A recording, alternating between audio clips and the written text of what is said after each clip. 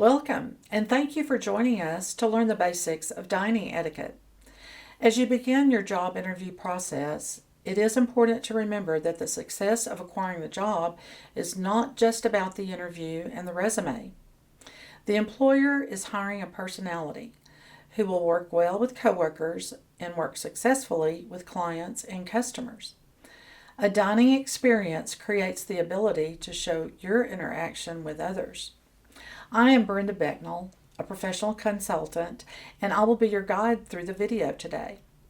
Remember, as you watch, styles of dining have variations in different parts of the world, and all of us may apply the techniques just a little differently, but actually, that's okay. Upon arrival, always silence your phone.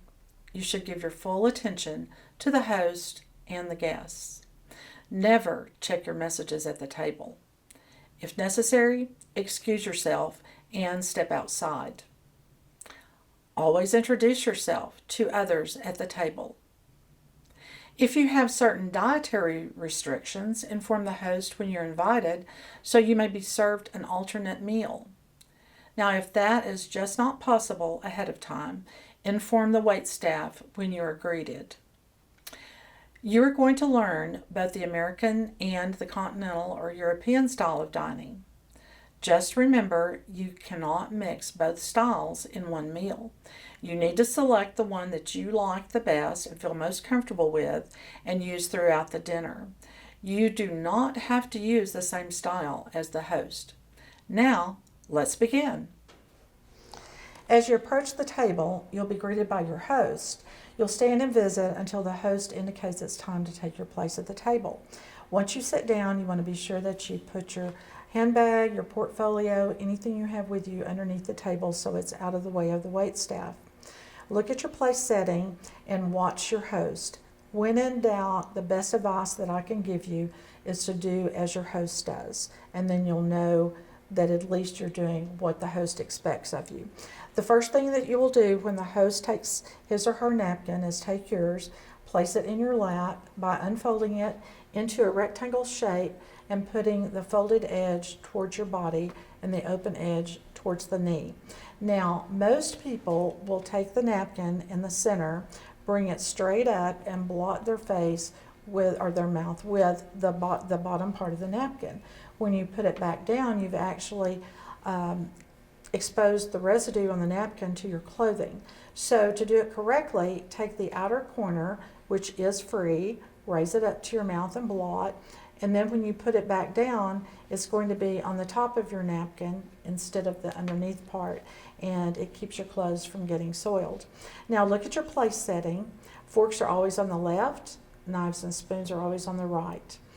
Your dessert utensils are usually placed at the top of the place setting, and your bread and butter plate is always above the forks, and your drinking glasses are always above the knife.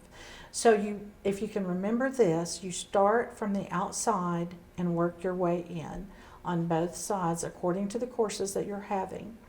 Now, I want you to notice that there's a short fork and a long fork. The short fork is your salad fork, so remember, little fork, little plate. The big fork is for your entree, so think big fork, big plate. On the right side, you have a larger spoon, which is your soup spoon. Next to that is your teaspoon that can be used to stir beverages. You have a salad knife and you have an entree knife. At the top, you have both a dessert fork and a dessert spoon, so that depending on which dessert you are served, that will determine which utensil you're going to use. On your bread and butter plate, which is also called the utility plate, you have a bread and butter knife. If that knife is not available, then you would just use your regular dinner knife when it comes to your bread and butter.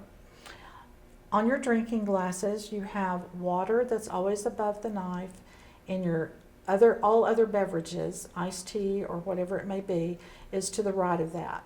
I will say at this point that it's not appropriate to order a soft drink at a formal dinner. Most of the time they only serve water, but you can ask for iced tea if you need to. And then coffee is always served with dessert. So you may have a coffee cup and saucer also placed on your table. At this point, I'd like to remind you that once you take your napkin off the table, it does not go back onto the table until the meal is completely finished. You may possibly need to leave the table sometime during the meal. So when you do, all you need to do is lightly fold it over, place it in the seat of the chair, and when you come back to the table, just pick it up and place it back onto your lap. If you don't want to leave it in the seat of the chair, you may leave it on the back of the chair or the arm of the chair if there is one. But it's never a good idea to leave a soiled napkin on the table when other people are eating. And you need to remember, when the napkin is placed back on the table, the wait staff thinks that you're finished and they may remove your plate before you come back. So always leave it off the table. When your soup course is served, it may be served in either a large, shallow bowl or in a cup. And most of the time it is served with a service plate underneath it.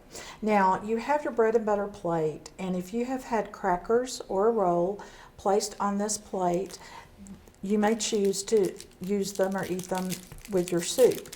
If they are in a cellophane wrapper, you'll go ahead and unwrap the crackers, and anything that needs to be discarded is always put under the edge of the utility plate, and the waiter will take it away at the appropriate time. You never take a bite of a whole cracker. You always break it into 2 parts and place it on your plate, and then eat it as you see the need. On your soup, you don't want to burn your tongue with soup that's too hot, so you always take your spoon, dip it in the center, get a little bit of soup on it, and bring it to your mouth and actually taste it and see what the temperature is. If it's a little too warm, stir it in the center to release the steam. And then as you eat it, you're going to dip away from yourself so that you don't slosh it, and get your soup maybe half to 2/3 full on the spoon. Touch the edge of the bowl to get the drip off. Lean forward and let it roll into your mouth from the side of the spoon. You never want to point the front of the spoon into your mouth. That kind of looks like your mom is feeding you when you were a little child. So we always want to eat it from the side. If it's a thicker soup, it may be a little harder to get it off the spoon, but you do the best that you can. And always remember that you never start eating until the host takes the first bite, because he's actually going to wait until everyone has been served. Now, when you're finished, if you have a plate, service plate, you're going to put the spoon on the service plate. If you want to rest for a minute while you're eating your soup, the spoon will remain in the soup. Now, once you've tasted it, if you want to season it a little bit, you can. So if the salt and pepper is closest to you, take it and automatically pass it to the right and let it go all the way around the table, and you would be the last one to season. If for some reason it's already been around, but someone to your left says, "Could you pass me the salt and pepper?" then you will give it to them the closest direction to getting to them. They're like the bride and groom. The salt and pepper is never passed separately. So even if they ask for the salt, pass both. Before the salad course is served, we'd like to demonstrate the American style of dining. This is one that only is done in America, and the other style is continental or European, which is done all over the world. But I feel like you really do need to know the difference. So in American style, you pick up your fork and your knife with the dominant hand, and the index finger is underneath the curve of the fork, so that when you turn it over to cut, you cannot see the handle of the fork. And you will cut your selection and take your knife, place it on the plate, and zigzag the fork to your dominant hand, and you always eat with the tines turned up. When you get ready to cut again, you zigzag back across, you cut, you lay the knife down, you transfer it to the other hand, and you eat with the tines up. When you're resting, you basically place your fork inside the plate so that it's not laying on the edge of the plate and on the table where it might slip off. When you are going to be finished with your meal, what you're going to do is take your fork and your knife and place it at 10:20 on your plate if you were looking at a clock. And in American style, the tines are always turned up and the cutting edge of the knife is always turned in towards the center of the plate. A lot of the times when you have a salad, there are different vegetables that will need to be cut into smaller pieces so that you can easily put them in your mouth. And at an interview type dinner, I think it's very important for you to remember not to take large bites of food. Always take small bites so that if you're asked a question or someone talks to you, you can quickly swallow and answer, because you definitely don't want to talk with food in your mouth. So when you have a cherry tomato, you don't pick it up with your fingers, pop it into your mouth and bite down on it, because it can be very messy. What you want to do is put your knife behind it and where it will stay in place, pierce it, and then slowly slice it so that you cut it into 2 pieces. And if you want to go ahead and cut the cucumbers, the only thing that you cannot cut would be a baby carrot, because it's too hard, and so it is considered a finger food. Large pieces of lettuce should also be cut into smaller pieces. Then you are going to zigzag to the other hand and eat with the tines turned up. And if you're eating the tomato, then it can also be eaten just half of the tomato instead of the whole tomato. You may also still have your crackers from your soup, and you can eat the crackers with your salad as well. If rolls have been served, you may want to hold off on the rolls until you have your entree. As a resting position, again, wherever there's a place on the side of the plate is where you rest the fork until you're ready to start eating again. As you're finished with your salad, then you'll take your 2 utensils, place the tines turned up, and the waiter will come and pick up your plate. Before we actually serve the entree course, we're going to demonstrate the continental or European style of dining so that you can see the difference between American and continental. You pick your utensils up the same way that you did in the American style, and you're going to cut your food the same way. The difference is you don't put your knife down. You keep the tines of the fork turned upside down, and you hold the knife in the other hand. This is determined to be a more efficient way of eating. When you are resting, it's an open position with the tines turned upside down. They can angle on the plate a little bit more in an upside down V, or as long as they're open, some people even cross them over. The crossed utensils in the shape of an X used to indicate that you were finished with your meal, but now they have blended that with the American style a little bit, in that it's placed the same 10-20 on the plate. You just turn the fork upside down so that the tines are down. The cutting edge is still turned in towards the center of the plate. Okay, well now it's time to enjoy your wonderful entree. But before you actually start eating, and again, remember that you don't start eating any of the courses until your host has taken the first bite.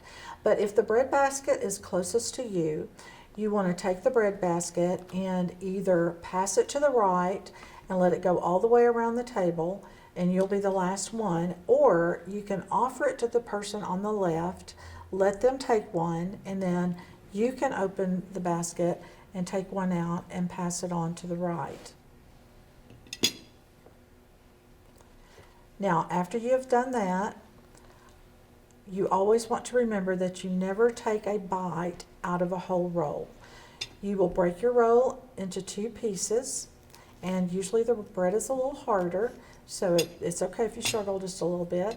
Then take one bite-sized piece, tear it off, and use your butter knife and apply a little bit of butter to that piece of bread, and then you will eat that one bite. So you never eat off of the main part of the roll. You'll want to pass the salt and pepper around again. If you don't have a particular condiment on the table in a formal setting, do not ask for it. So if they don't have ketchup or a steak sauce on the table, don't ask for it, because they've prepared the meat the way they feel like it should be eaten. So we're going to go ahead and do the continental style of cutting. So you'll pick up your fork and your knife the same way you did in the American style, and you're going to take a slice of the chicken. And this could be steak, this could be a roast, this could be turkey. And you're going to spear it. You're not going to cut all of your chicken up at one time. You only cut one bite at a time. Hold your knife and take a bite of your chicken. Now, you can do this from either end, whichever is most convenient for you. But with your vegetables, this gets a little difficult because you push your vegetables onto the back of your fork, and sometimes you have to balance it a little bit, and you eat it with the tines upside down. If you had rice, you would want to take a little bit of your chicken and then scoop your rice up over the chicken for the chicken to act as a little, the word that we use is glue to keep it all together. You do not take a long green bean and poke it into your mouth. You always cut it into two parts, as you would with any of your vegetables. Now, when you're in a resting position, you want to make sure that both of your utensils are on the plate. This may be a good time to take a drink of your water, a drink of your tea, and have a little conversation with people, and continue eating.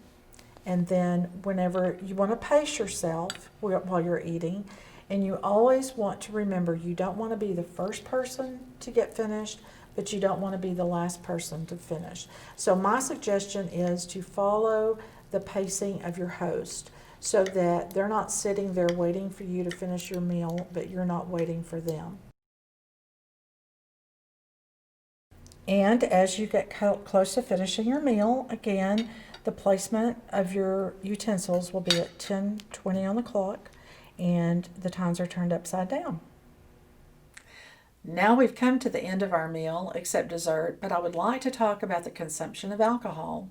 During the interview process, companies in various industries will host happy hour before dinner, meet at the bar or the restaurant before dinner, or enjoy wine while at dinner.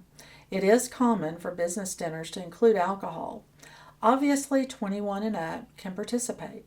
At a social hour, you may have the choice of mixed drinks or wine. If you do not drink alcohol, ask for a club soda, sparkling water, or a soft drink with a twist of lime, and you will be fine.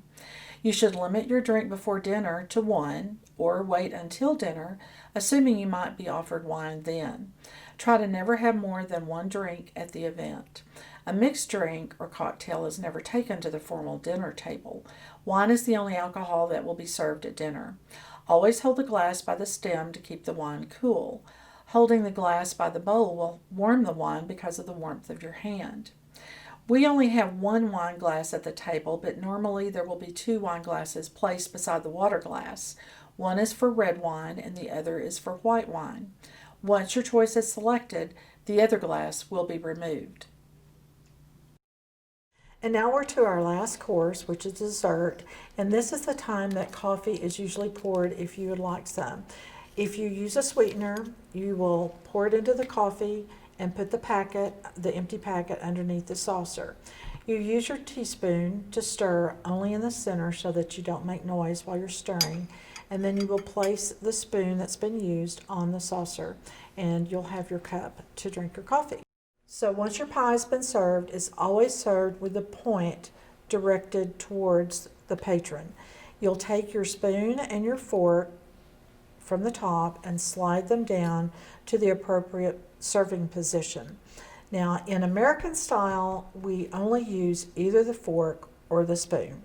If you're using the fork on a piece of pie, what you don't want to do is slice it from the top down with the fork and make little tine marks. You want to slice it from the side and let it fall onto the fork, and you eat it with the tines turned up. You can do this with cake, you can do it with pie, you can do it with anything that has structure to it. If it's something that's soft, such as ice cream or a pudding, of course you would use the spoon instead of the fork. But now we're going to demonstrate, if you wanted to eat continental style, how you use both. So you'll have your fork in your left hand and your spoon in the right hand, and you're going to take the spoon and slice through the pie and use the fork to push it onto the spoon. So slide it on down, and you want to get every good crumb on the bottom, and so you'll use your fork to push it up onto the spoon, and then you'll go ahead and eat it with a spoon. And again, once you're finished, if you have both utensils that you've used, this time they go to the right side together, and they'll just go right along the side of the pie. And this is what you would do if you're resting also. And if you have finished the pie and there's nothing left in your plate, then you will do the traditional 10:20 on the clock. And enjoy your dessert and your coffee. And now a couple of additional points to remember. In some situations, you may encounter a table setting with rolled silverware and a napkin. So as you unroll the napkin for your lap, simply place the silverware in the appropriate positions. Also, remember you never place a soiled utensil on the tablecloth or the table. Now, because you are a guest, it really is not appropriate to ask for a to-go box unless the host suggests one. Always have a credit card or money in case you need to pay for your meal. Listen for key words when being invited. We would like to take you to lunch, or we would like to treat you to dinner. Indicates that the host will be paying. If the interviewer says, we would like for you to join us for lunch, assume that you will pay yourself. Always end the event with a very sincere thank you to the host.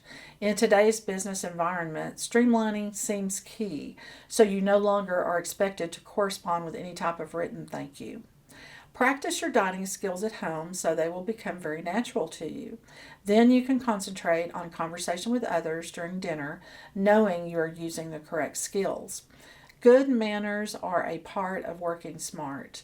When you are confident of your manners, you are more relaxed, savvy, and polished. I hope these dining tips have been helpful for you. I know each of you will have a great success in the future with all of the endeavors you pursue. Thank you and happy dining.